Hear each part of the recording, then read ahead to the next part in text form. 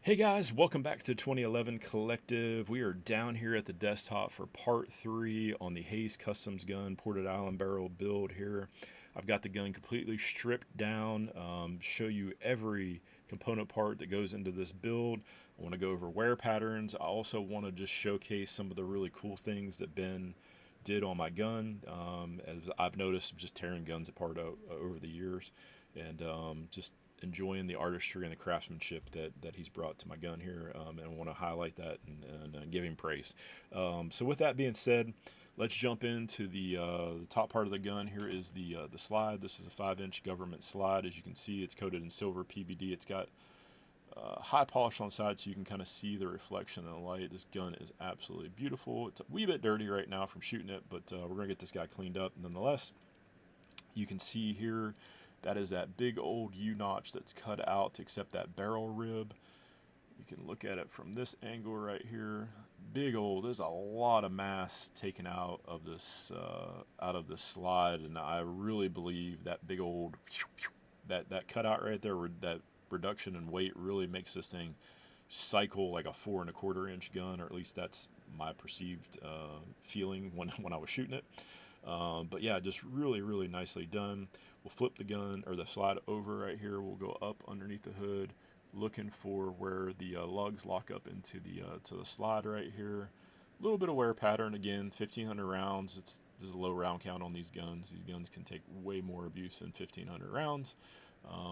And then here is what I was showing you. It's really high polish on the stripper rail, and then you take that is the Marvel cut, or it's known from the famous gunsmith slash gun builder Bob Marvel. He put this little ramp in here, and what it does is you take your disconnector, and that ramp, it allows the disconnector to slide evenly, and there's no disconnector drag. Just again, just takes all the drag out of the gun, and it just makes it feel just so much more refined when you're racking your gun, accompanied with all the polishing work up under the hood when Ben was fitting it. But that is really cool. You can see the back of the gun right here. Again, nothing to really highlight there, but just wanted to showcase that. So that's it for the actual slide itself. We're going to stay at the top of the gun. We'll look at the extractor right here. Hopefully you guys can see this.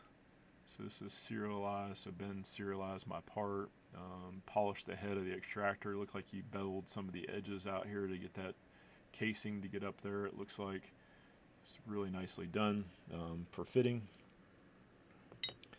Here is the firing pin spring and firing pin. We're just looking for any bows or kinks or anything crazy. The firing pin looks really good, or firing pin spring looks really good. Here is the firing pin itself, just looking at the tip right here to see if there's any chips or deformities, and everything looks really good on the firing pin. Just, again, high quality part. Here is the firing pin stop plate. Again, polished to perfection, tooled steel, beautifully fit in the back of the gun. You can, one of the things I always like to do is take this guy, just see if there's any wonky play in these things. This thing is fit. This gun is fit so tight, guys. It's just beautiful. I gush over this gun and how great this gun is too. It's just, I love this gun. Moving into the recoil system here. Here's your toolless guide rod. You just want to check your spring tension, make sure everything is good there. Looks good. Here's your recoil spring. Again, no bends or kinks. Looks good there. Here is the reverse plug or barrel support, depending on what your nomenclature is. Coated in silver PVD, and as you can see, he did a little bit of machining up here, and I'm not sure why. I'm sure there's a reason. One of the things that I've noticed that he did a little machine work on that, so that was just something that I noticed to call out. Everything looks really good there though. All right, so we got basically the top of the gun kind of sorted. Let's move into the frame. Okay, so here is your frame. Again, this is a 5-inch frame on this guy. Got nice good heft, steel frame, beautifully done. We'll look at you can see some of the polishing work that Ben did when he was fitting. You can see the reflection on there. This is what makes this is what makes these guns buttery smooth, is when they fit them. I call it riding the lightning. You got to know where to take off this material right here, so you get I mean, these are tolerances are so tight. You go too much, it loosens your tolerances. So to be able to do a fine balancing act between getting too much polishing where you're blowing the tolerances out on this guy, or staying really tight and just, like I said, being able to get that metal polished up and just give it that really smooth feeling. The other thing that I really want to show you too on this build is look at the ejector tuning.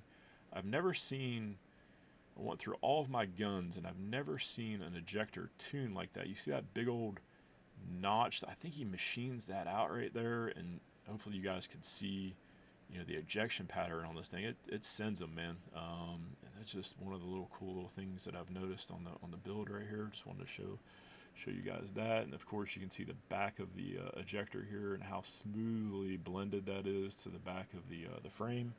Awesome stuff. And of course I bypassed the star of the show, which is the island barrel. So let's go back to the top of the gun again here, guys. I apologize about that. But here is the KKM barrel. You can see, look at that big old rib right there, and that black DLC polished. You can see the reflection on there. It's also serialized. It's a, again, this is a KKM, my camera will focus here. It's a KKM barrel.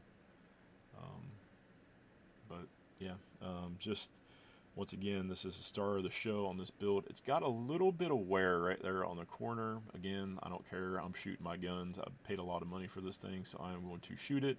And this is, you know, again, just wear stuff that's going to happen to it. But it's got a little bit of the DLC has come right off there on the corner. I'm sure it's just because it's tightly fit. But a little bit over here on the back side over here as well. But again, not too shabby. Here's a look down the barrel right there. Here is the feed ramps. Again, dirty. But you can see high polishes the feed ramps on this guy right here. Beautifully done. All right, so we got the barrel out of the way. Let's move into the ignition parts right here. And I was kind of showcasing them a little bit earlier. Of what, there it is. Okay, so here is the extreme engineering. We'll start with the hammer and the hammer strut. I love this design, man. It's just different than the EGW or some of your traditional hammer designs. I just think it's really cool, man. Really digging that. You can see up here, hopefully you can tell, like this is coated in DLC, but Ben, you can tell he polished that. You can see the reflection in the light. Hopefully that's coming through of the critical engagement surface on those hammer hooks right there. Really digging that. Here is the sear. And you can see high polish. There's the other critical engagement surface right there as your primary, and then you can flip it over. You can kind of see the secondary relief cut on the backside for his trigger jobs. Just beautifully done, guys. High polished. Again, couldn't ask for anything better. And then here is one of the things that I was saying in my review. Look at the head on this guy. You see where he's machined out the sides of the head right here, and that just is going to take out friction of the gun. It's also cut to the width of the Marvel cut, so you can see it's just got that polished head to be able to get up on that disconnector rail. Just one of the things that I've noticed. You can see on the back, here's the flat. It's got a little bit of wear from riding on the back of the trigger bow, but again, you would expect that from just shooting your gun. So everything looks in good working order. So that is the ignition parts. What else do we got here? Here is the Atlas slide stop. It's pretty standard around the mill, no issues, DLC. Here is the Atlas high ride thumb safeties. This is, I would normally say this isn't a big deal, but this is what I want to show you. Let me grab one of my guns here. Let me grab one closest to me. Okay, so here's my C2. Okay, so you can see this is a normal Atlas high ride thumb safety. See, it's got that ledge right there. Now look at the difference. Ben grinds that down. I didn't even notice it. And I was like, man, why is this? It said this is an Atlas. This doesn't feel like an Atlas. And then I noticed that he takes that and he grinds that corner off and contours it to your hand, and it just makes it feel more contoured to my hand. It makes it just a smoother more comfortable experience. Once again, just more refinement to this build. Just want to highlight that as well. So we got that piece out of the way. All right, let's move down into the grip. This is what I was showing you too. So I was telling you I thought this was a Chile E or E2. Okay, so let me pull out one of my Chiles. So I got pull out my XC right here.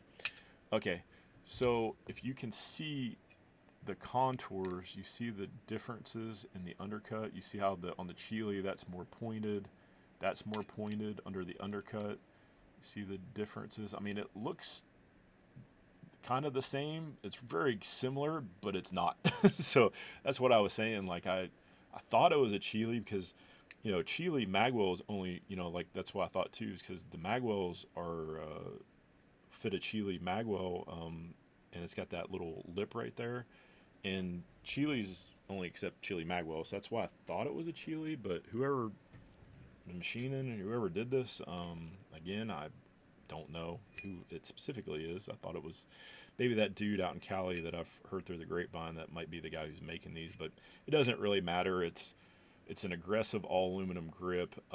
It's just as high quality as a Chile grip. It's beautifully done, no issues there. Just wanted to be able to call that out. Here is the mainspring housing. Again, no issues. Got a 17-pound hammer spring in that dude. I'm not going to take that guy apart, but that's that. Moving into the magwell. Love these magwells, dude. I showed you. I've got one just showed you on my XC. I've got one there. Little Hayes emblem on them. You can see that. It's really cool. It's aluminum. It's got a little set screw right there that allows you to tighten this guy up so it doesn't get any slop in your magwell against these metal grips. So that's always nice. Here is the grip safety, silver PVD. This thing is really tight. One of the things too I wanted to show you was they got this little, you see that little piece of metal? Originally I thought that was a burr, and I was like, but then when you put it in the gun, it snaps into place, and I don't know if that was like tack welded on there or it was machined like that. I don't know, but that little nub right there, dude, it clicks into place, and I've never had a grip safety kind of click like that before. So I thought that was really interesting. And dude, this thing is tight. I mean, this thing is fit really tight. There is absolutely no slop or play in this thing. This thing is awesome. Just wanted to call that out. Here's your magwell or mag release button. I said this is your Goldilocks. No issues there. And then I said here's a sear spring. It's tuned to perfection, and it's like I said, just no issues on the sear spring that I can see. And then last but certainly not least, here is your beloved Atlas trigger bow. I was wanting to show you. So here's the back of the bow. You see where the flat of the disconnector was riding. Got a little wear right in there, but high polished. These parts come really high polished anyways from Atlas. I've adjusted the trigger length, wound it out because I got big old meat paws, so I've adjusted out because it's a medium flat. And then I made a small little adjustment to the tab right here, just taking a little bit more of the take up out of this thing, and this thing is absolute perfection, boys. And I believe that is it for all my parts here on the Hayes gun. As you can tell, boys, I've been gushing over this thing, and it's for good reason. Hopefully I've highlighted all of Ben's labor of love they put into my gun. I cannot be more happier with this build.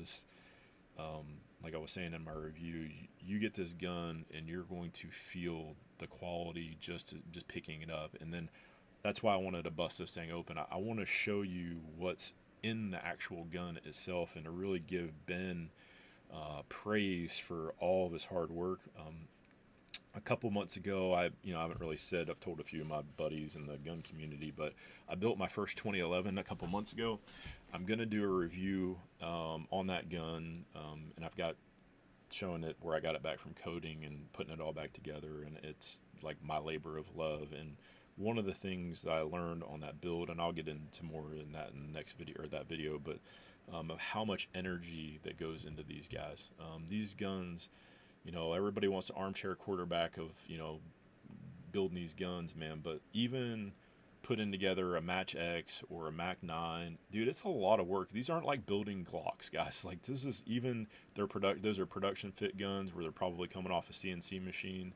and they just kind of like the sliding frames kind of done. But there are still so many much more steps that goes into getting these guns finished. Like I spent like 3 or 4 hours just sanding the slide just to get it prepared for coating, man, to get the tool marks out. Like it's a lot of work when you're doing this stuff by hand. So when Ben's spending, 40, 50 hours in a gun, I watched 2ALA's video with Don from Venom Customs. Like he's putting an absorbent amount. They're obsessing over every one of these parts to make sure they're perfect.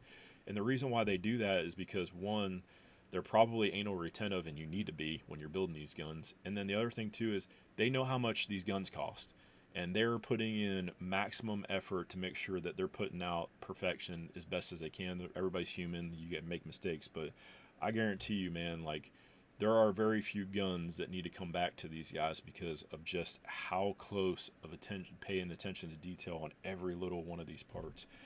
And it shows, and hopefully I was able to highlight that here, and give Ben Hayes a ton of love because he deserves it, man. Those guys down there are doing a fantastic job in their shop, and I am so privileged and honored to be able to own this gun. And that's it, boys. That's my parts walkthrough. Again, my next video is going to be on my Jacob Ray Hex. We're going to run that against my black, show you the differences. I'm going to tear that gun apart. I wasn't going to, but then somebody asked me to do it on a separate thread, so I'm going to do that and show you how to take that gun apart and put it back together, and all that fun stuff. So that's it, boys, and we'll catch you again on the next one. Cheers, y'all.